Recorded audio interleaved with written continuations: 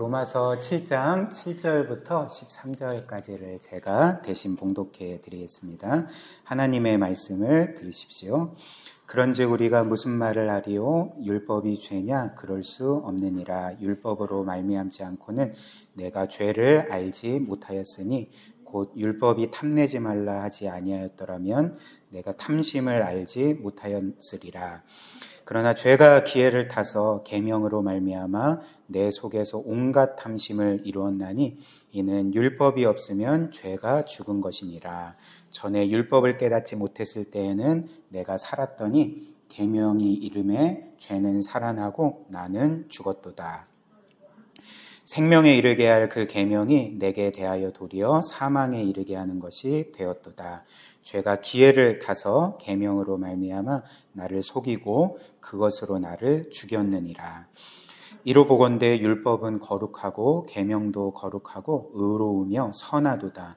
그런즉 선한 것이 내게 사망이 되었느냐? 그럴 수 없느니라. 오직 죄가 죄로 드러나기 위하여 선한 그것으로 말미암아 나를 죽게 만들었으니 이는 계명으로 말미암아 죄로심이 죄되게 하려 함이라. 아멘. 지난주에 우리는 로마서 6장 14절과 또 로마서 7장 말씀을 중심으로 율법과 복음에 대해서 함께 살펴보았습니다. 오늘도 이어서 율법과 복음에 대해서 우리가 더 좀 깊이 살펴보기를 원하는데요. 일단 지난주에 함께 살펴본 말씀 잠시 기억해 보면 로마서 6장 14절이 우리에게 이렇게 선언하죠. 죄가 너희를 주장하지 못하리니 이는 너희가 법 아래 있지 않고 은혜 아래 있음이라. 그래서 그리스도를 믿고 구원받은 우리에게 죄는 더 이상 우리의 지배 세력이 아니다. 우리를 주관할 수 없다, 지배할 수 없다 이렇게 말합니다. 이 죄가 우리를 주장하지 못한다, 지배하지 못한다는 것은 우리는 이제 전혀 죄를 짓지 않는다라는 말은 아닐 것입니다. 여전히 우리가 죄를 지으니까요. 여기에서 죄가 너희를 주관하지 못한다라는 말은 우리가 죄를 안 짓는다는 것이 아니라 죄를 여전히 지음에도 불구하고 죄의 정죄를 받지 않는다라는 것을 의미하는 거죠. 왜 그럴까요? 일단 우리가 죄를 지을 때에 우리를 정죄하는 것은 엄밀히 말하면 죄가 아닙니다. 우리를 정죄하는 것은 율법이거든요. 그래서 하나님의 그 공의로운 법인 율법이 우리가 죄를 지을 때에 이제 우리를 정죄하는 거죠. 그리고 율법은 이렇게 우리가 죄를 지을 때 우리를 정죄할 뿐만 아니라 이제 우리에게 형벌을 받을 것을 요구한다는 것입니다. 그러나 오늘 이 로마서 6장 14절처럼 죄가 우리를 주관하지 못한다. 우리는 죄로 인해서 정죄받지 않는다. 왜냐하면 율법 아래에 있는 것이 아니기 때문에 그렇다. 이렇게 말하는 거죠. 왜 그럴까요? 제가 거듭거듭 말씀드리는 것처럼 그리스도께서 우리를 구원하신 것은 우리 대신 율법의 저주를 받고 율법의 모든 요구를 이루신 것이기 때문에 그렇습니다.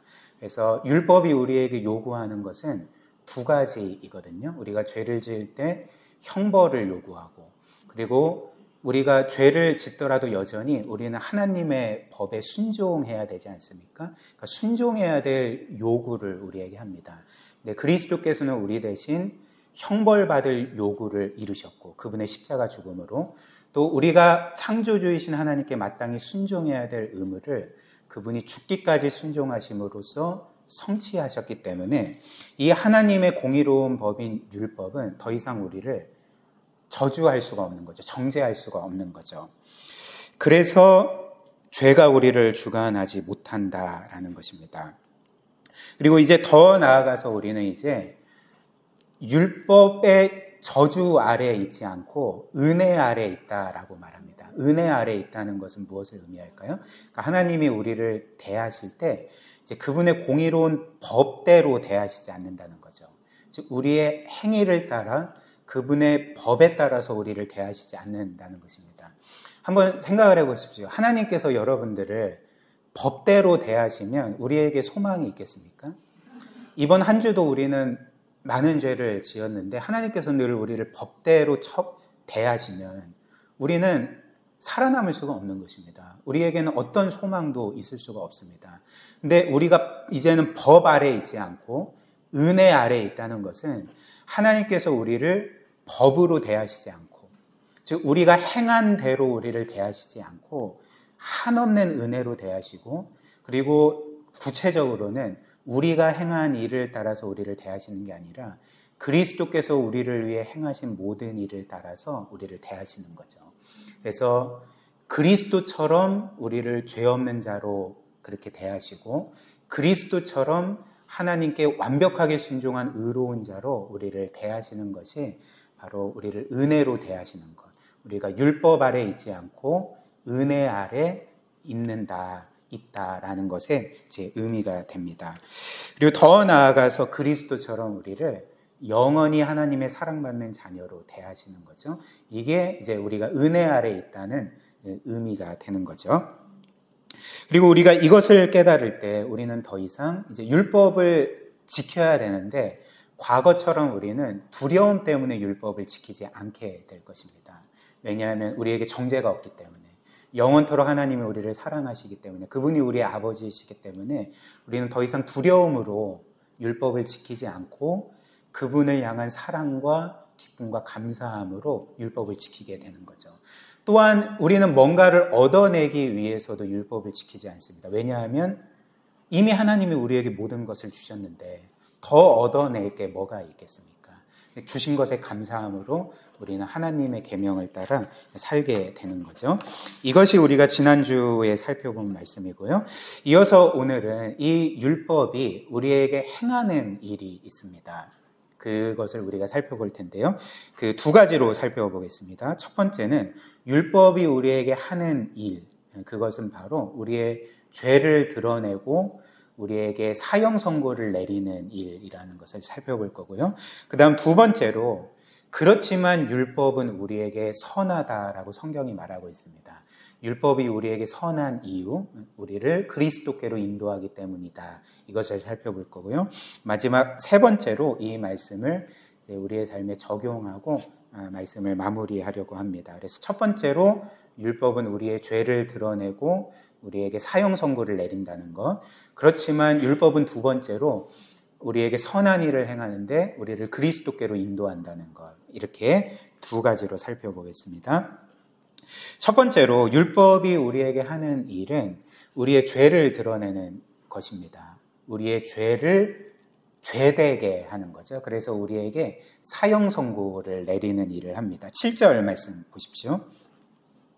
그런즉 우리가 무슨 말을 하리요? 율법이 죄냐? 그럴 수 없느니라. 율법으로 말미암지 않고는 내가 죄를 알지 못하였으니 곧 율법이 탐내지 말라 하지 아니하였더라면 내가 탐심을 알지 못하였으리라. 이렇게 말합니다. 일단 사도 바울은 7절 상반절에 율법이 죄냐? 그럴 수 없다. 율법은 죄가 아니다. 이렇게 말하죠. 이 말씀의 배경이 되는 말씀이 5절이거든요. 그래서 5절 말씀 보시면 이제 이렇게 말하죠. 우리가 육신에 있을 때에, 즉 구원받지 못했을 때에, 죄의 지배 아래 있을 때에 율법으로 말미암는 죄의 정욕이 우리 지체 중에 역사하여 우리로 사망을 위하여 열매를 맺게 하였다. 이렇게 말합니다. 지금 바울은 우리로 하여금 죄를 짓게 만드는 것을 가리켜서 율법으로 말미암는 죄의 정욕, 이렇게 말하지 않습니까? 그렇다면 이 구절만 우리가 보면 우리로 하여금 죄를 짓게 만드는 욕구를 일으키는 것이 율법이구나. 여기 율법으로 말미암는 죄의 정욕이라고 했으니까 율법이 우리로 하여금 죄의 정욕을 갖게 만들어서 죄를 짓게 만드는 거구나. 이렇게 생각할 수 있지 않습니까? 근데 이런 의미가 아니겠죠? 오히려 여기 이 율법으로 말미암는 죄의 정욕은 율법이 우리로 하여금 이런 정욕을 갖게 만들어서, 탐욕을 갖게 만들어서 죄를 짓게 만든다는 의미가 아니라, 이제 율법은 선한데 그 율법을 받는 우리의 그 본성이 너무나도 죄로 인해서 타락하고 부패해 있기 때문에 율법이 이것은 선이다, 이것을 해라 라고 말할 뿐만 아니라 이것은 악이다, 이것을 하지 말라 라고 말할 때 우리는 그것을 멀리 하는 게 아니라 오히려 더 하고 싶어 한다는 거죠.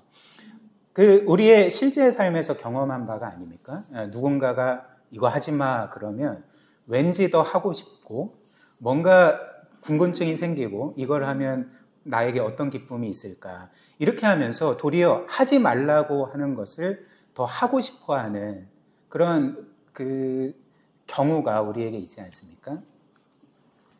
다 있잖아요. 그렇죠? 저에게만 있는 것이 아니라 여러분들에게도 있잖아요.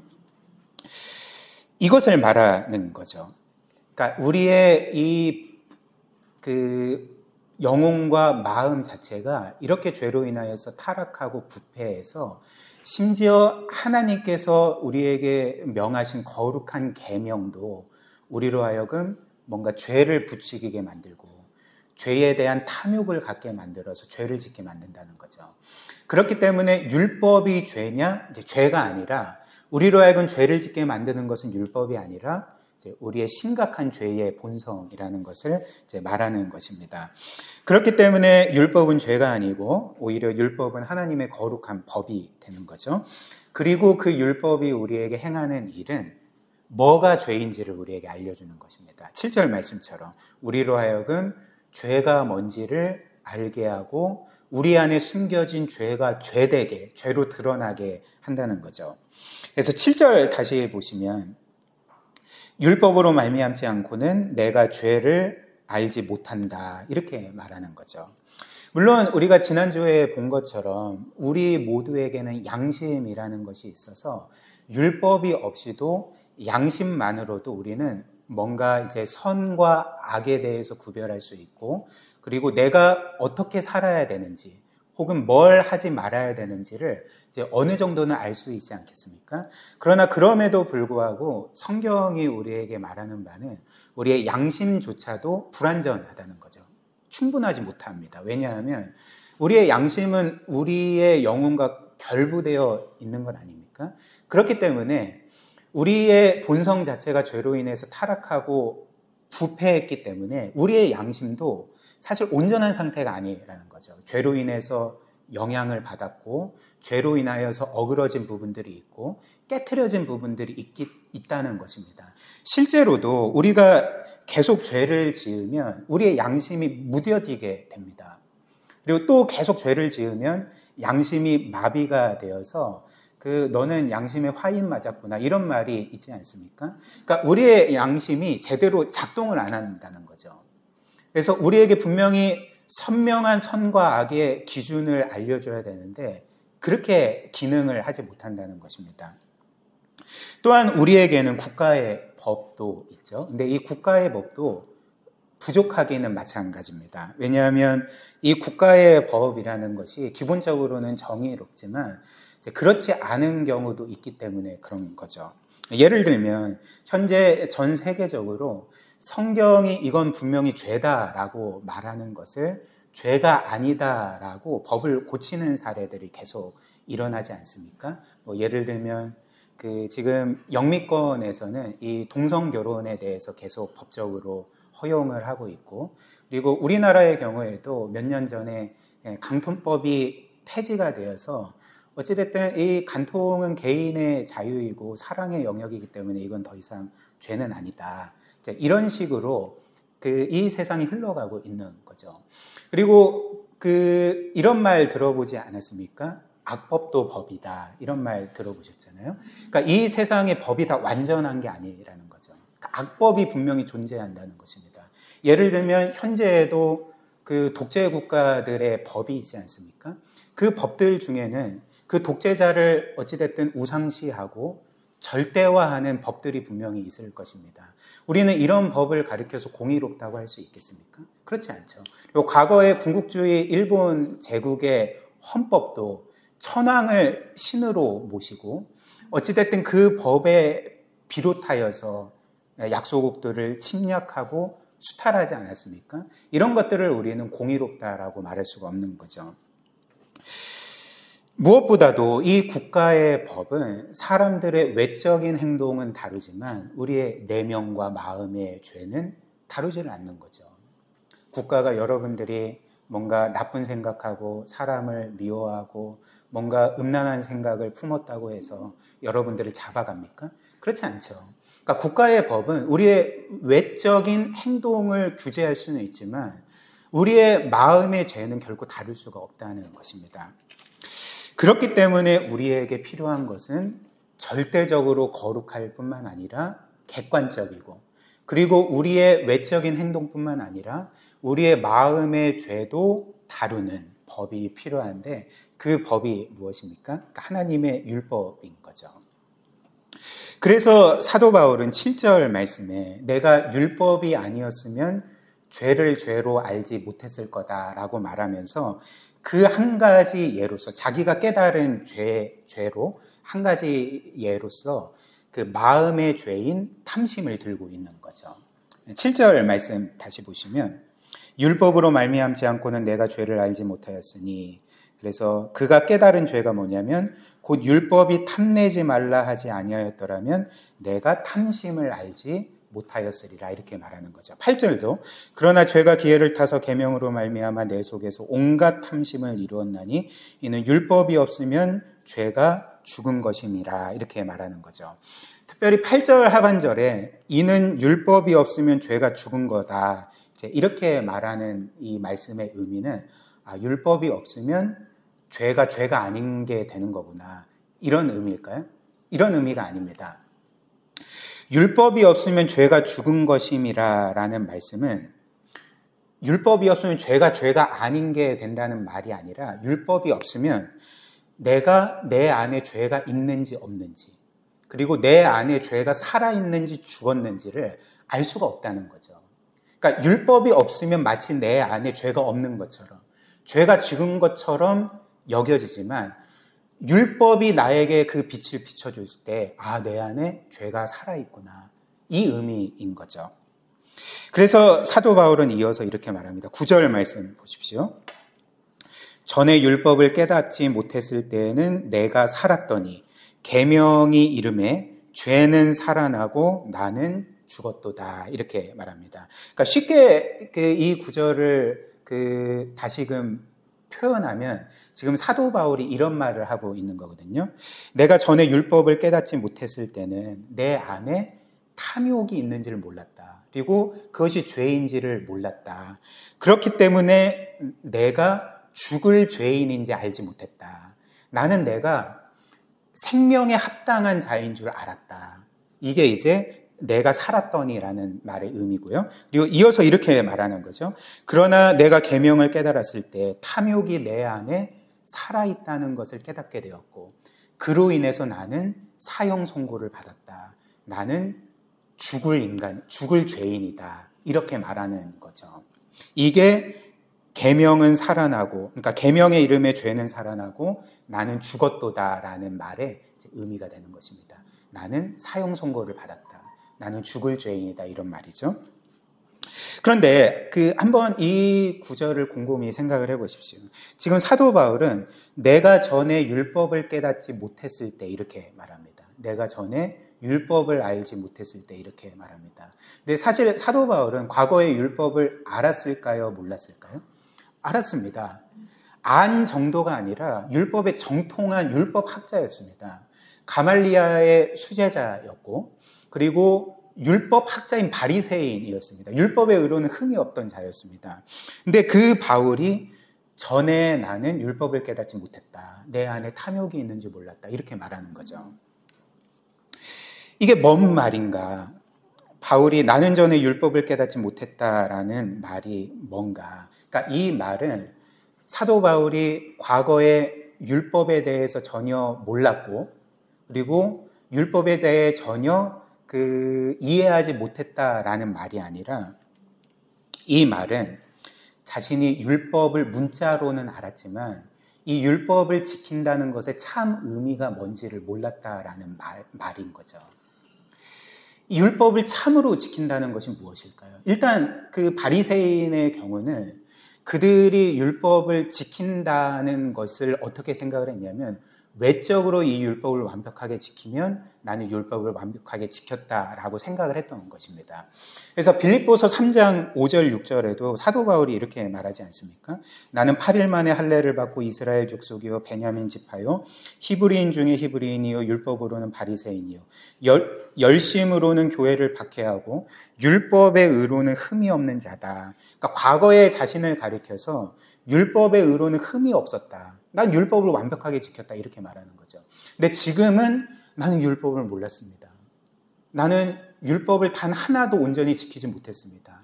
다 범했던 자입니다. 이렇게 말하는 거죠. 왜 그럴까요? 그러니까 율법을 지킨다는 참된 의미는 그것을 외적으로만 지킨다는 것이 아니라 마음과 영혼으로도 지킨다는 것의 의미이기 때문에 그렇다는 거죠. 즉 율법을 지킬 때 우리는 외적으로만 죄를 짓지 않아야 될 뿐만 아니라 마음으로도 죄를 짓지 않아야 한다는 거죠. 또 외적으로만 거룩해질 뿐만 아니라 마음으로도 하나님 앞에 거룩한 삶을 살아야 한다는 것입니다. 그래서 이런 이유로 마태복음 5장의 산상수훈을 보면 예수께서 이 하나님의 율법, 이 계명의 참 의미를 이렇게 말씀을 해주셨거든요. 그러니까 이렇게 말씀하신 거죠. 너희가 살인하지 말라는 계명을 알고 있지 않느냐. 그러나 사람을 죽이지 않는 것만으로 이 계명을 지키는 것이 아니라 너가 만약에 마음으로 형제를 미워한다면 너는 살인한 것과 같다. 혹은 너희가 간음하지 말라라는 계명을 알지 않느냐. 그러나 외적으로 간음을 하지 않더라도 너희가 마음으로 음욕을 품는다면 너희는 간음한 것과 같다. 이렇게 말씀하시지 않았습니까? 그러니까 요점은 무엇입니까? 계명을 참되게 지킨다는 것은 외적으로뿐만 아니라 마음과 영혼으로 지켜야 된다는 거죠. 마음의 거룩한 상태를 유지하면서 그렇게 하나님을 향해 살아가야 된다는 것을 가르쳐 주신 거죠. 그리고 바울은 율법의 이런 참 의미를 깨달았을 때에 이제 자신 안에 있는 자신이 과거에는 결코 발견하지 못한 한 가지 죄인 탐심을 깨달았던 것입니다. 근데 이제 여기에서 탐심이라는 것은 헬라어로 에피디미아라는 단어이거든요. 에피디미아라는 단어인데 이 헬라어 에피디미아라는 단어는 단순한 욕심이나 혹은 탐욕이나 정욕을 의미하는 것이 아닙니다. 물론 이것도 의미하지만 이 에피데미아라는 이 탐욕으로 번역된 말은 어떤 것에 대한 과도한 갈망을 의미하는 단어입니다. 어떤 것에 대한 그 한도를 넘어선 바람을 의미하는 게 이 에피데미아라는 거죠. 그래서 영어로 표현하자면 이 에피데미아는 over desire, 그러니까 어떤 것을 그 한도를 초과해서 바라는 것을 의미하는 거죠. 이게 탐심입니다. 근데 성경에서 이 에피데미아라는 탐심이라는 단어는 늘 나쁜 의미로 사용되는 것은 아닙니다. 그러니까 좋은 의미로도 사용될 때가 있거든요. 예를 들면 누가복음 22장을 보면 예수님께서 이제 악한 자들에게 사로잡히고 십자가에 못 박혀 죽임당하시기 직전에 제자들과 함께 유월절 만찬을 하시지 않았습니까? 근데 누가복음 22장을 보면 예수님께서 이런 말씀을 하셨습니다. 내가 고난받기 전에 너희와 함께 유월절 먹기를 원하고 원하노라 이렇게 말씀하셨습니다. 내가 죽기 전에 고난받기 전에 너희와 이 유월절 만찬을 하기를 원한다, 바란다 라고 할 때 이 바라다가 이 에피데미아거든요. 그러니까 이렇게 좋은 의미로도 쓰이는 거죠. 근데 지금 바울은 율법을 깨달음으로 자기 안에 탐심이라는 죄가 있음을 깨달았다 이렇게 말하는 거죠. 즉 이 탐심이라는 것을 자신의 죄로 말하고 있는 것입니다. 그렇다면 이 탐심, 이 에피데미아가 어떤 경우에 죄가 되는 건가라는 거죠. 이것은 우리가 어떤 것을 바랄 때에 그것이 아무리 선하고 좋은 것이라 할지라도 하나님께서 정하신 한도를 넘어서서 그것을 바랄 때, 심지어 하나님보다 더 그것을 바라고 원하고 사랑할 때에 성경은 그것이 죄가 된다라고 말하는 것입니다. 예를 들면 하나님께서는 이 세상 만물을 창조하실 때 모든 것을 선하게 창조하셨죠. 그래서 각각의 피조물을 창조하실 때 하나님께서는 그것을 보시고 좋다라고, 하나님이 보시기에 좋았더라라고 말씀을 하셨습니다. 그렇기 때문에 하나님께서 이 세상 모든 것들을 창조하시고 사람으로 하여금 그 모든 것들을 누리게 하신 거죠.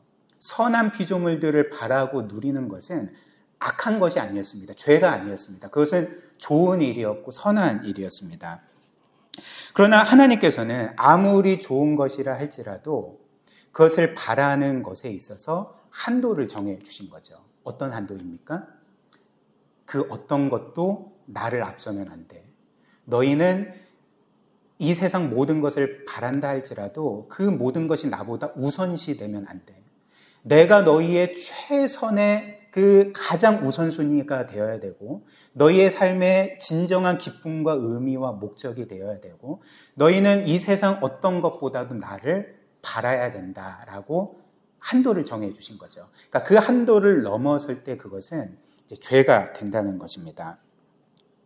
그렇다면 왜 하나님은 이 세상 어떤 것도 하나님보다 우선시되지 못하게 하셨을까? 왜 하나님은 이 세상 모든 것 중에 자기만을 가장 바라게 하셨는가? 어떤 사람들은 이렇게도 생각하실 수 있을 것입니다. 하나님께서 사랑 결핍이시네. 하나님께서 너무 우리에게 과도한 것을 요구하시는 것 아니야. 실제로도 제가 그 전에 있던 교회 어떤 그분 제가 있던 교회 찬양팀 리더셨던 권사님이셨거든요. 근데 그 권사님께서 그 20대 때 회심하기 전에 그렇게 이제 뭐 정말 뭐 하나님도 없고 그리스도도 없는 삶을 살다가 어느 날 이제 복음을 듣고 이제 회심하게 되신 거죠. 그리스도를 믿고 구원을 받게 되셨는데, 근데 이제 교회에서 예배를 드리면서 찬양을 하다가 늘 굉장히 이상한 거예요. 왜 이상하냐면 찬양 가사의 하나님은 너무나도 사랑을 독차지하시려고 하는 하나님이신 거예요. 나만 영광을 돌리고 나만 찬양하고 나만 높여라. 이제 이렇게 요구를 하는 게 하나님은 왜 이렇게 좀 사랑 결핍이신가? 왜 이렇게 자기중심적이신가? 이렇게 생각을 하셨답니다. 이런 것일까요? 하나님은 우리의 사랑을 독차지하고 싶으신 이기적인 분이십니까? 그러니까 이런 이유가 아니겠죠. 사실 하나님은 우리가 없어도 전혀 부족함이 없는 분이십니다. 하나님은 신학 용어로 전충족하신 분이십니다. 사실 이 세상 모든 것이 하나님 것 아닙니까? 그리고 우리가 없었을 때도 하나님은 전혀 외롭지 않으셨고 영원 전부터 하나님은 삼위로 계셔서 성부, 성자, 성령께서 서로를 무한히 사랑하시고 기뻐하시고 위하시면서 하나님은 무한히 영원히 행복한 상태로 거하셨습니다. 그리고 우리가 없더라도 그분을 찬양할 천사들이 셀 수도 없이 많지 않습니까? 그렇기 때문에 사실 하나님은 우리가 없어도 아쉬울 것 없는, 부족함이 없는 분이십니다. 한번 생각을 해보십시오. 전 세계 인구가 70억 정도 되잖아요. 근데 그 70억 마리의 미생물이 여러분들을 바라지 않고 여러분들을 위하지 않고 사랑해주지 않고 바라지 않는다고 해서 여러분들이 뭔가 아쉬워하고 뭔가 질투하고 뭔가 속상하고 뭐 그런 일이 있겠습니까? 그렇지 않습니다. 눈에 보이지도 않는 미생물 70억 마리가 나를 어떻게 대하든지 생각하든지 그게 무슨 상관이겠습니까? 근데 우주를 말씀 한마디로 창조하신 하나님의 비교하여서 우리는 사실 미생물보다도 훨씬 작은 존재입니다. 그러니까 우리가 없더라도 하나님께는 아무 문제가 없는 거죠. 하나님은 여전히 무한히 충족하시고 영광스러우시고 복되시다는 것입니다. 그렇다면 이런 하나님께서 왜 너희는 나만 바라라, 너희는 나만 사랑해라, 너희는 나를 바라보며 나를 최고의 기쁨과 만족의 대상으로 삼아라 라고 명하시는 것일까요? 하나님께 뭔가 부족함을 채우시기 위함이 아니라 우리의 부족함을 채우시기 위함이라는 거죠. 즉 하나님만이 우리의 진정한 생명이자 복이시기 때문에, 그분만이 우리의 참된 기쁨과 만족이시기 때문에, 우리의 진정한 안식이요 쉼이시기 때문에 하나님은 끊임없이 어떤 면에서 미물에 불과한 우리를 향해서 너희는 나만 사랑해야 된다, 나만을 바라야 된다, 나를 중심으로 살아야 된다라고 요구하신다는 거죠. 그래서 아우구스티누스가 이와 관련해서 이런 고백을 합니다. 하나님, 제가 무엇이 간데 제가 하나님을 사랑하지 않으면 뭔가 큰일 날 것처럼 나를 그렇게 어르시고 나를 계속 나로 하여금 하나님을 사랑하게 명하십니까? 이런 고백을 했습니다. 한 가지 예를 더 들어보겠습니다. 태양은 이 태양계의 모든 것의 생명의 근원 아닙니까? 우리는 태양을 당연시하지만 사실 지금이라도 태양이 없으면 이 세상 모든 것들이 죽게 됩니다. 태양은 우리에게 생명과도 같은 것이고 우리의 모든 복의 근원이라 할 수가 있지 않습니까? 근데 만약에 태양에게 인격이 있어서 태양이 우리에게 너는 나만 바라봐야 되고 또 꼭 내가 너에게 있어야 되고 나를 떠나면 안 돼라고 말하는 것이 뭔가 태양이 우리의 사랑을 독차지하고 싶어 하기 때문에 혹은 그것의 부족함을 우리로 하여금 채우기 위해서 그런 것입니까? 그렇지 않죠. 태양이 없으면 우리가 죽기 때문에 그렇습니다. 우리가 결코 행복하지 못할 것이기 때문에 불행해지기 때문에 그런 것 아니겠습니까? 그러니까 마찬가지로 비유하자면 하나님은 우리에게 태양과 같은 존재라는 거죠. 그분이 우리에게는 태양과 같은 존재이기 때문에 우리에게는 감히 범접할 수 없는 너무나도 거룩한 분이시지만 동시에 우리는 그분이 없으면 살아갈 수가 없는 거죠. 이것이 바로 하나님께서 이 세상 모든 것들이 선하지만 그러나 이 모든 것들을 바랄 때에 한도를 정해주시고 그래서 어떤 것도 하나님보다 우선시되지 못하도록 정하신 것이 바로 이런 이유 때문이라는 것입니다. 그런데 만약에 우리가 이 세상에 아무리 선하고 좋은 것이라 할지라도 하나님보다 더 우선시하고 하나님보다 더 바란다면 어떻게 될까요? 그 무엇을, 하나님보다 앞선 그 무엇을 나의 삶의 궁극적인 의미와 목적과 가치로 삼고 살아간다면 어떻게 되겠습니까? 성경은 이것을 가리켜 이제 우상이라고 말하죠. 그때 그것은 우리가 하나님보다 더 바라고 사랑하는 그것은 우리를 진정으로 복되게 하는 것이 아니라 우리의 삶을 파괴하는 거죠. 우리를 불행하게 만듭니다. 그러니까 예를 들면 여러분들이 이 세상을 살면서 직업 활동을 하시지 않습니까? 저도 어떤 면에서 이 목사가 저의 직업이기 때문에 이와 관련된 일을 어찌됐든 최선을 다해 하려고 애씁니다. 그래서 여러분들의 경우는 직업 활동이 되겠고 또 학생의 경우는 이제 공부가 되겠죠. 그러니까 이런 직업 활동이나 공부나 다 나쁜 게 아니죠. 선한 것이고 좋은 것이고 특별히 그리스도인으로서 우리는 우리에게 맡겨주신 소명을 따라서 신실하게 그 일들을 감당해야 됩니다. 그런데 아무리 그 일이 그 자체로 좋은 것이라 할지라도 그것을 과도하게 바란다면 우리의 일이나 직업이나 직업적인 성취를 하나님이 정하신 한도보다 더 넘어서서 바라면 어떻게 되겠습니까? 그것이 하나님보다 더 우선시되고 그것이 나의 삶의 의미와 목적이 된다면 오늘 말씀처럼 그 일 자체가 나에게 에피디미아가 된다면 어떻게 될까요? 일단 일이 나에게 가장 중요하고 내 삶의 의미와 목적이기 때문에 우리는 당연히 과로를 하게 될 것입니다. 그리고 과로를 하면 당연히 몸이 상하겠죠. 그리고 그 일이 나의 삶에 가장 중요하고 내 삶의 궁극적인 의미와 목적이기 때문에 그렇게 일에 몰두하면서 우리는 도리어 내가 사랑해야 될 사람들을 돌보지 못하고 그리고 내가 사랑해야 될 사람들을 섬기지 못하고 또 내가 사랑하는 사람들과 충분히 시간을 갖지 못하게 될 것입니다. 그렇다면 자연스럽게 관계가 깨트려지고 가정이 깨트려지고 불화하게 되고 또 나는 어찌됐든 자기중심적인 삶을 살아가게 되겠죠. 그리고 그가 그리스도인이라면 이 일이 하나님보다 우선시되기 때문에 그는 신앙생활을 소홀히 하게 될 것이고, 그렇다면 그의 영혼은 계속적으로 병들게 될 것입니다. 아프게 되는 거죠. 무엇보다도 한번 생각을 해보십시오. 일이나 공부나 우리는 그것을 가장 사랑하지만 그 일이 우리를 가장 사랑해 줍니까? 물론 우리가 그 일을 잘 감당하고 어느 정도 성과를 내면 그 일은 우리를 칭찬해 줍니다. 사랑하는 내 자녀요, 내 기뻐하는 자라, 이렇게 선언해 줍니다. 그러나 우리가 실패하면 어떻게 될까요? 여러분들이 여러분들의 일에서 혹은 사업에서 실패하면 어떻게 됩니까?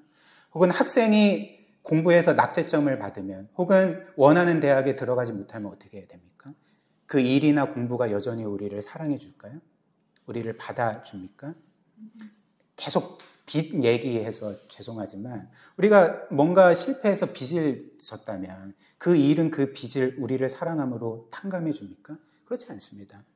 우리가 실패하는 즉시 그 일은 우리를 버립니다. 우리를 실패자로 낙인 찍습니다. 우리를 결코 사랑해 주지 않습니다. 혹은 우리가 일을 신실하고 또 잘하면서 성과를 낸다 할지라도 우리는 결코 진정한 안식을 누리지 못할 것입니다. 왜냐하면 지금은 잘해도 언제 실패할지 모르니까. 우리는 진정한 안식을 누리지 못하는 거죠. 그렇기 때문에 오직 하나님만이 우리를 진정으로 사랑해 주시는, 우리의 영혼의 진정한 안식이 되시는 분이라는 거죠. 그렇기 때문에 아우구스티누스가 그의 고백록 초반부에 이제 이렇게 고백을 합니다. 한번 들어보십시오. 하나님, 당신은 우리를 당신을 향하여 살도록 창조하셨습니다. 그러므로 우리가 당신 안에서 안식할 때까지 우리는 진정으로 쉴 수가 없습니다. 이렇게 고백을 했던 거죠. 일뿐만 아니라 한번 성을 또 예로 들어봅시다. 성을 예로 들어봅시다. 그러니까 하나님은 우리 모두에게, 사람들에게 이 성이라는 것을 선물로 주신 것입니다. 과거에는 이 성을 뭔가 죄악시하고 더러운 것으로 여기는 경향들이 많았지만, 그러나 성경은 결코 그렇게 말하지 않습니다. 이 성 자체는 하나님께서 모든 사람에게 주신 선물이고, 그리고 거기에서 기쁨을 누리도록 하셨던 거죠. 그렇다면 이제 나는 이 성을 마음껏 누리면서 최대한 쾌락을 누리며 살 거야, 이렇게 하면 될까요? 그렇지 않고 성을 선물로 주셨지만 한도를 정해주신 거죠. 어떤 한도입니까? 이 성을 누릴 때에 부부관계 안에서만 성을 누리게 하시고 그 한도 안에서만 기쁨을 누리게 하시지 않았습니까? 이게 이제 하나님의 창조 질서인 거죠. 근데 한번 보십시오. 이 세상의 한도를 넘어서 성을 탐닉하고 거기에서 즐거움을 찾으려고 하고 삶의 의미와 목적을 찾으려고 하는 사람들의 삶이 어떻습니까? 그러니까 이 성이 하나님이 정하신 한도를 넘어서게 되면 그것은 우리에게 이제 기쁨이 아니라 우리의 삶을 파괴하게 되는 거죠. 관계를 깨트리고, 혹은 그게 뭔가 이제 간음이라면 가정을 깨트리고 배우자에게 심각한 상처를 주게 됩니다. 또한 그것이 심하게 되면 한 사람을 성중독으로 또 빠뜨리게 하지 않습니까? 그러니까 이처럼 성 또한 하나님이 정하신 한도를 넘어서게 되면 에피디미아가 되는 거죠. 그러니까 죄가 되는 거죠. 우리를 파괴하는. 그리고 이 세상의 다른 모든 일들도 마찬가지고 목회도 마찬가지입니다. 저는 목회자로서 늘 참 감사한 마음을 품고 살아갑니다. 나 같은 죄인이 구원받았을 뿐만 아니라 참 주의 몸된 교회를 섬기고 성도들을 섬길 수 있구나. 그러니까 늘 이렇게 감사한 마음이 들거든요. 그리고 이 세상 모든 일들이 선하고 좋은 것처럼 목회도 선하고 좋은 일입니다. 근데 만약에 제가 목회가 선하고 좋지만 이 목회를 하나님보다 더 바란다면 어떻게 될까요? 이 목회가 저에게 에피디미아가 되면 어떻게 될까요? 이 목회가 저에게 삶의 의미와 목적이 되고 가장 하나님보다 앞서는 우선순위가 되면 어떻게 되겠습니까? 저는 목회를 하면서 목회의 성과에 따라서, 성패에 따라서 제 감정이 롤러코스터를 탈 것입니다. 저는 목회로 인해서 기뻐할 때도 있겠지만 굉장히 불행한 삶을 살아가게 될 것입니다. 그리고 목회를 하면 할수록 저의 영혼은 살아나는 것이 아니라 망가지게 되고 죽어버리게 되겠죠. 이게 바로 에피디미아, 탐심이라는 거죠. 그래서 사도 바울은 이 율법을 통해 자기 안에 이런 탐심이 있음을 깨달았다, 이렇게 말하는 것입니다. 그렇다면 사도 바울이 깨달은 탐심, 에피디미아, 하나님보다 우선시되는 것이 무엇이었을까요? 여러분들은 뭐라고 생각하십니까?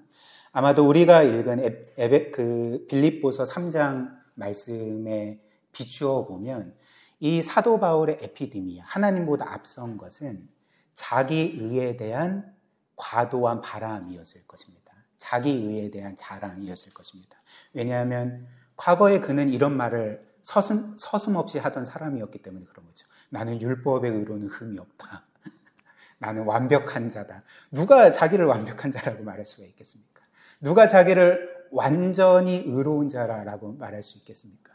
사도 바울이 그렇게 이야기했던 거죠. 그렇기 때문에 얼마나 사람들을 깔보고 정죄하고 자기를 늘 드러내는 삶을 살았겠습니까? 근데 사도 바울은 사실 나는 하나님을 위해 살고 있어 라고 생각했습니다. 나는 지금 하나님의 영광을 위해 살고 있고 그분의 뜻을 위해 이 계명을 철저하게 지키고 있어 라고 생각을 했을 것입니다. 근데 깨달은 게 뭘까요? 그 모든 것이 하나님을 위한 것이 아니라 자기의 의를 드러내기 위함이었음을 깨닫게 된 거죠. 즉 자기는 하나님을 위한다고 그렇게 공언하며 다녔지만 실제로는 자기의 의를 자랑하기 위해서 하나님을 이용한 삶을 살았음을 깨닫게 되었던 것입니다. 그게 바로 사도 바울이 내 안에 탐심이 있음, 에피디미아가 있음을 깨달았다라는 말의 의미인 거죠. 또한 사도 바울이 자신 안에 있는 그 에피디미아를 깨달은 건 자기의 의에 대한 자랑만은 아니었을 것입니다. 왜냐하면 8절 말씀 다시 보시면 지금 사도 바울의 말을 자기의 개인적인 말을 하고 있는 것입니다. 그러나 죄가 기회를 타서 계명으로 말미암아 내 속에서 온갖 탐심을 이루었나니 이렇게 말하죠. 그러니까 지금 자기 의에 대한 이 에피디미아뿐만 아니라 온갖 탐심이 자기 안에 있음을 깨닫게 된 거죠. 그래서 사도 바울은 외적으로는 율법을 철저하게 지켰지만 자기의 내면 안에는 하나님보다 앞선 권력욕, 명예욕, 혹은 재물욕, 혹은 성욕, 혹은 어떤 여러 종류의 쾌락에 대한 욕구들이 자기 안에 있음을 깨닫게 되고 그래서 뭐라고 합니까? 율법이 살았을 때 나는 죽었다. 나는 사형 선고를 받았다. 율법이 없었을 때는 내가 살아있는 것처럼 생각됐지만 내가 생명에 합당한 자처럼 여겨지지만 율법이 살아났을 때 나는 나의 이 심각한 죄악들을 깨닫게 되었고 나는 죽었도다. 나는 사형 선고를 받았도다. 이렇게 말했던 것입니다. 이것이 바로 사도 바울이 깨달은 율법으로 깨달은 바였다는 거죠.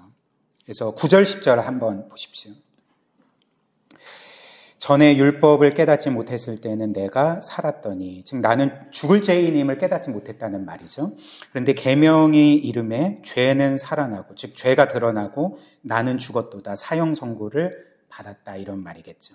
그래서 생명에 이르게 할 그 계명이 내게 대하여 도리어 사망에 이르게 하는 것이 되었도다 이렇게 말합니다. 그렇다면 이제 바울은 자기에게 이렇게 사형 선고를 내린 율법을 어떻게 대해야 될까요?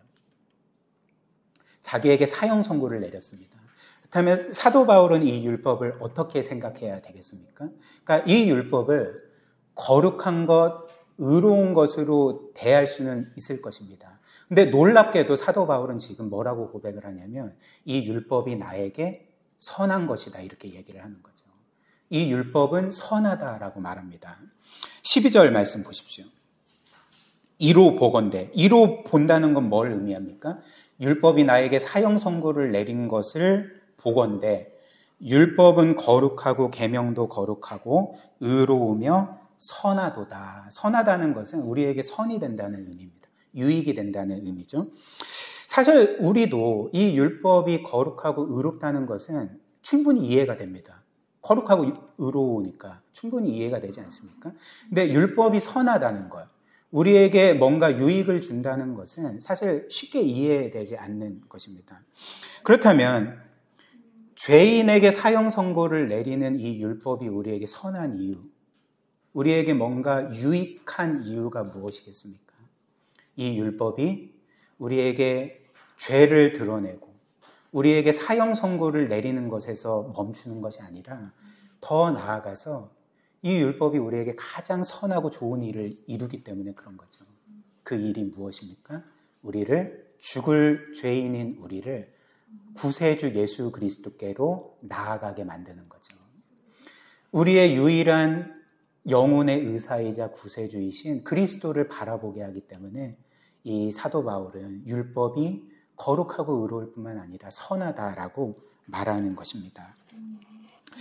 쉽게 예를 들어 한번 설명을 해보겠습니다. 여러분들도 이제 건강검진을 받으신 분도 있고 또 받으실 분도 있고 앞으로 받으실 분도 있으실 것입니다. 근데 우리가 어찌됐든 건강검진을 받았을 때 이제 만약에 그 의사가 어떤 것을 발견했습니다. 그래서 그것을 띄어서 조직 검사를 해보니까 이제 암세포인 거예요. 그래서 건강검진이 우리에게 그 암 선고를 내렸다면 그 소식이, 그 선고가 우리에게 어떻게 다가오겠습니까? 내가 암에 걸렸다는 선고는 마치 내가 사형 선고를 받은 것처럼 여겨질 것입니다.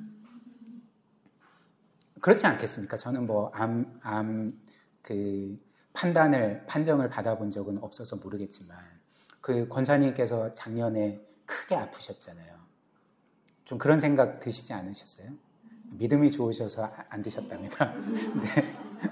어찌됐든 사형 선고처럼 여겨지지 않겠습니까? 그렇다면 이 건강검진이 나에게 암 선고를 내렸으니까 이 건강검진은 나쁜 거야, 이건 악한 거야, 이렇게 말할 수 있겠습니까? 그렇지 않죠. 건강검진이 우리에게 암 선고를 내리는 것은 어떤 면에서 좋은 일입니다. 선한 일입니다. 건강검진은 우리에게 선한 것입니다. 왜 그럴까요? 우리에게 암 선고를 내릴 뿐만 아니라 거기에서 멈추지 않고 우리로 하여금 수술받게 하기 때문에 그런 거죠. 치료받게 하기 때문에 그런 거죠. 이런 이유로 건강검진은 선한 것이 됩니다. 오히려 건강검진에 이 암 선고가 없으면 우리는 진짜 죽게 되지 않습니까? 그러니까 마찬가지로 율법은 죄인인 모든 사람들에게 사형 선고를 내립니다. 그러나 사도 바울은 이 율법이 나에게 선하다라고 말합니다. 왜냐하면 사형 선고를 내리는 것을 넘어서서 우리를 그 그리스도께로 인도하기 때문에, 우리의 진정한 영혼의 의사이자 구세주이신 그분께로 우리를 이끌어 가기 때문에 이 율법이 저에게도 선하고 여러분들에게도 선하고 모든 이들에게 선하다는 거죠. 갈라디아서 3장 24절 말씀 한번 보십시오. 이같이 율법이 우리를 그리스도께로 인도하는 초등교사가 되어 우리로 하여금 믿음으로 말미암아 의롭다함을 얻게 하려 함이라. 율법이 우리를 그리스도께로 인도하는 초등교사, 예전에는 몽학선생이라고 번역을 해놨거든요. 그러니까 로마 시대 가정교사입니다. 그러니까 그 가정교사가, 개인교사가 율법이 우리의 가정교사, 개인교사가 되어서 우리를 복음으로 인도한다는 거죠. 그리스도께로 인도한다는 것입니다. 특별히 갈라디아서 4장 24절 후반절에 보면 이 율법이 우리의 초등교사가 되어 우리를 그리스도께로 인도할 때 우리에게 일어나는 일은 이제 우리로 하여금 믿음으로 말미암아 의롭다 하심을 받게 하는 거다, 이렇게 말하지 않습니까? 지난주에 제가 말씀드린 것처럼 하나님께서 그리스도를 믿는 우리를 의롭다 하시는 것은 당시의 법정 용어였습니다. 그 의롭다 하다라는 것이 디카이오라는 그 단어인데, 이것은 법정에서 한 피고인에게 너는 죄인이 아니라 의로운 자다라고 땅땅땅 선고하는 게 디카이오거든요. 의롭다 하다거든요. 즉 우리가 그리스도를 믿을 때 우리는 하나님의 법정에서 무죄 판결을 받고 의롭다 선언을 받게 된다는 거죠. 왜냐하면 그리스도께서 우리 대신 하나님의 법정에 서셨기 때문에, 그리스도께서 우리 대신 정죄의 판결을 받고 심판을 받으셨기 때문에 우리는 의롭다함을 받는다. 이렇게 말하는 것입니다. 실제로도 한번 생각을 해보십시오. 예수님께서 십자가에 못 박혀 죽임 당하시기 전에 어떤 일을 겪으셨습니까? 물론 6월절 만찬도 하셨고요. 악한 사람들에게 잡히시기도 했고요. 그들에게 매를 맞고 수치와 모욕을 겪으시기도 했습니다. 그런데 예수님께서 십자가에 못 박히시기 직전에 받으신 것은 재판이었습니다. 본디오 빌라도에게 재판을 받고 정죄를 받아 심판받으신 것이 우리 주께서 행하신 일이었다는 거죠. 사실 그 예수님께서 그렇게 빌라도에게 재판을 받으신 것은 역사상 가장 불의한 재판이었습니다. 증거도 하나도 없었고요. 예수님은 죄를 지으신 적도 없고 잘못을 하신 적도 없고 사람들을 해하신 적도 없으셨습니다. 그분은 사람들을 최선을 다해 사랑하셨고 최선을 다해 섬기셨고 자신의 모든 것을 사람들에게 내어주시는 삶을 살았습니다. 그러나 역사상 가장 불의한 재판을 받고 예수께서 그렇게 심각한 죄인 취급받으며 십자가에 못 박혀 죽임당하신 거죠. 그러나 예수님께서 빌라도에게 받으신 재판이 역사상 가장 불의한 재판이었음에도 불구하고 사실 하나님께는 예수님께서 받으신 재판이 불의한 게 아니었습니다. 하나님께서는 예수님이 받으신 재판은 너무나도 공의로운 재판이었고 합당한 재판이었다는 거죠. 그 재판 가운데 하나님의 공의가 완벽하게 이루어졌다는 것입니다. 그렇다면 왜 하나님께는 예수께서 받으신 재판이 공의로웠을까요? 왜냐하면 하나님은 이미 예수 그리스도께 우리의 모든 죄짐을 짊어지게 하셨기 때문에 그런 거죠. 이사야 53장 6절 말씀 이렇게 말합니다. 우리는 다 양 같아서 그릇 행하여 각기 제 길로 갔거늘 여호와께서는 우리 모두의 죄악을 그에게 담당시키셨도다. 예수 그리스도께서 오시기 700년 전에 선지자 이사야가 예수님에 대해서 예언하기를 그분은 우리의 모든 죄를 짊어지실 거다. 여호와 하나님께서 그분의 외아들에게 우리의 모든 죄악을 담당시키실 거다. 이렇게 예언을 했던 것입니다. 그래서 실제로 예수께서 공생애를 시작하셨을 때 세례 요한이 예수님을 향해 어떻게 외쳤는지 기억하십니까? 보라, 세상 죄를 짊어지고 가는 하나님의 어린 양이로다. 무슨 의미일까요? 예수님은 공생애를 시작하실 때부터 우리의 모든 죄를 이미 짊어지고 계셨던 상태였다는 거죠. 그 무거운 짐을 짊어지시고 그렇게 공생애를 시작하시고 그분의 그 삶을, 고단한 삶을 사셨음을 의미하는 것 아니겠습니까? 그렇기 때문에 제가 지난주에도 말씀드리고 오늘도 말씀드린 것처럼 사도신경에 예수께서 빌라도에게 고난을 받아 죽으셨다, 재판을 받으셨다고 할 때 엄밀히 말하면 예수께서는 빌라도에게 재판을 받으신 것이 아니었습니다. 궁극적으로 예수님께서 재판을 받으신 것은 하나님께, 성부 하나님께 재판을 받으신 것이었다는 거죠. 즉 예수께서 우리 대신 하나님의 법정에 서셨습니다. 또 그 예수께서 우리 대신 하나님의 법정에서 피고인이 되셨습니다. 우리 대신 죄인이 되셨고, 그래서 우리가 받아야 될 모든 죄의 정죄를 그분이 대신 받아 죽으셨다는 거죠. 이것이 바로 빌라도의 법정에서 예수께 일어난 일이었다는 것입니다. 그래서 이사야 53장 4절, 5절 한번 보십시오. 그는, 즉 예수 그리스도는 실로 우리의 질고를 지고 우리의 슬픔을 당하였거늘 우리는 생각하기를 그는 징벌을 받아 하나님께 맞으며 고난을 당한다 하였도다. 사람들이 생각하기를 저 사람은 지금 하나님께 징벌을 받고 있어. 하나님께 심판을 받고 있어. 이렇게 생각을 했다는 것입니다. 5절. 그래서 그가 찔림은 우리의 허물 때문이요. 그가 상함은 우리의 죄악 때문이라. 그가 징계를 받음으로 우리는 평화를 누리고 그가 채찍에 맞음으로 우리는 나음을 받았도다. 이것이 바로 우리가 받은 구원이라는 거죠. 이런 이유로 존 스토트는 우리의 구원을 전에도 제가 말씀드린 것처럼 그리스도와 우리의 자리 바꿈으로 설명을 했습니다. 그래서 의로우신 그리스도께서 죄인인 우리 대신 하나님의 법정에 서셔서 피고인이 되시고 정죄를 받으시고 그 결과로서 죄인인 우리는 하나님의 법정에서 의롭다 선언을 받고 그리스도께서 받으셔야 될 모든 영광을 받는 것, 이것이 바로 우리가 받은 구원이라는 거죠. 마지막으로 이 말씀을 우리의 삶에 적용해 봅시다.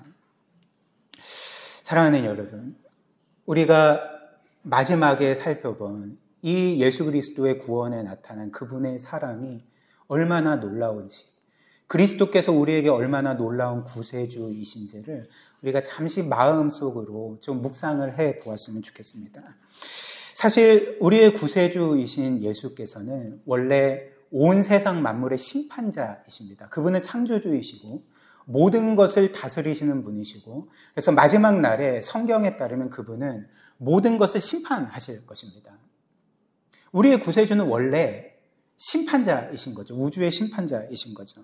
그러나 예수께서 온 세상을 심판하시기 전에 우리에게 행하신 일이 무엇일까요? 말씀드린 것처럼 그분은 하나님의 법정의 심판자이셨음에도 불구하고 그 법정의 피고인이 되시고 죄인이 되시고 정죄를 받아 죽으신 것이 그분이 우리를 위하여 행하신 일이 아닙니까? 왜 그런 일을 하셨습니까? 그만큼 우리를 사랑하셨기 때문에, 그만큼 우리를 구원하여 우리와 영원히 함께하기를 원하셨기 때문에 주께서는 우리 대신 피고인이 되셨던 것입니다. 이번 주에 제가 팀켈러 목사님의 설교 한 편을 읽다가 목사님께서 이런 말씀을 하는 것을 읽었습니다. 제가 읽어드리겠습니다. 그러니까 예수님께서 십자가 위에서 끝까지 견디신 이유에 대해서 이렇게 말씀하셨습니다. 여러분, 예수님을 십자가에서 내려오지 못하도록 묶어둔 것이 무엇인지 아십니까? 예수님을 십자가에 내려오지 못하도록 묶어둔 것은 그분의 손과 발에 박힌 대못이 아니었습니다. 예수님은 마음만 먹으면 얼마든지 십자가에서 내려오실 수 있었고 자신을 십자가에 못 박은 모든 사람을 단순간에 굴복시키실 수 있었습니다. 그러나 예수님은 그렇게 하지 않으셨습니다. 예수님은 십자가에 돌아가실 때까지 모든 고통을 견디셨습니다. 따라서 예수님을 십자가에 묶어둔 것은 그분의 손과 발에 박힌 대못이 아니라 우리를 향한 사랑이었습니다. 이렇게 말씀하셨습니다. 사랑하는 여러분, 이 세상에 이런 신을 본 적이 있으십니까? 그리고 이 세상에서 이런 놀라운 사랑을 보신 적이 있으십니까? 모든 것을 창조하신, 그리고 모든 것의 심판자이신 그 하나님께서 죄인인 우리를 위해 한없이 낮아지시고 모든 것을 내어주시고 조롱과 수치를 당하시고 또 십자가의 처참한 죽임을 겪으셨습니다. 여러분들은 이런 사랑을 보신 적이 있습니까? 우리가 이 그리스도의 놀라운 사랑을 정말 믿는다면, 정말 이것이 나에게 사실이라는 것을 정말 믿는다면 우리는 우리의 구세주 예수 그리스도를 그렇게 가볍게 대할 수가 없을 것입니다. 그분을 무시할 수 없을 것입니다. 우리의 인생에서 별로 중요하지 않는 분으로 대할 수가 없을 것입니다. 도리어 그 영광스러운 구주를 우리는 우리의 삶의 중심에 모시고 그분을 나의 삶의 의미와 목적으로 삼고 선한 의미의 에피디미아로 그분을 삼고 우리는 그분이 우리를 위하여 사신 것처럼 우리도 그분을 위해 살게 될 것입니다. 이런 놀라운 사랑과 은혜의 복음이 늘 우리의 마음과 심령을 변화시켜서 그래서 늘 기쁨과 감사함으로 주를 향하여 살게 만들기를 주님의 이름으로 축복합니다.